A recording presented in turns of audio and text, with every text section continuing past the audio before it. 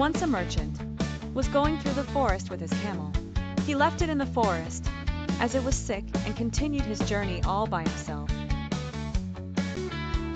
It ate whatever was available in the forest, recovered soon, and was happy. The lion, fox, and the crow were living in unity in the same forest. They came to know about the camel and they inquired, and all the four became good friends. One day, when the lion hunted an elephant, it got hurt very badly. So, he stayed inside his den and could not come out. So, the lion could not go out hunting. The other animals could not hunt, and all of them starved. The lion called the fox, the crow, and the camel. "Mr. Fox, I am very hungry. Go in this direction and get me some food." "Mr. Crow, you go in the other direction. Mr. Camel, you go in the opposite direction and get something. All the three of you must come back with food." "Okay, you can go now."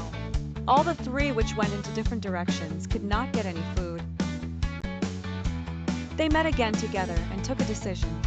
Accordingly, they stood in front of the lion. "The Lion King, I searched everywhere but could not get food to satisfy your hunger.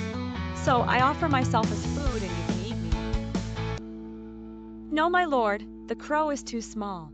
I will be able to satisfy your hunger. You can kill and eat me." "No, your honor, and last of the three, and I am the only one who can satisfy not only your hunger, but the others' hunger also. So you kill and eat me." Though each one gave their own ideas, as soon as the camel gave his idea, the lion and the fox pounced on him immediately.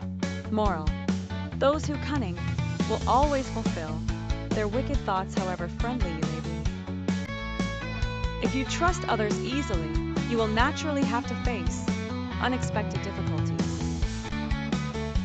Even if it appears good at the first instance, when the time comes, the wicked person's nature will not change.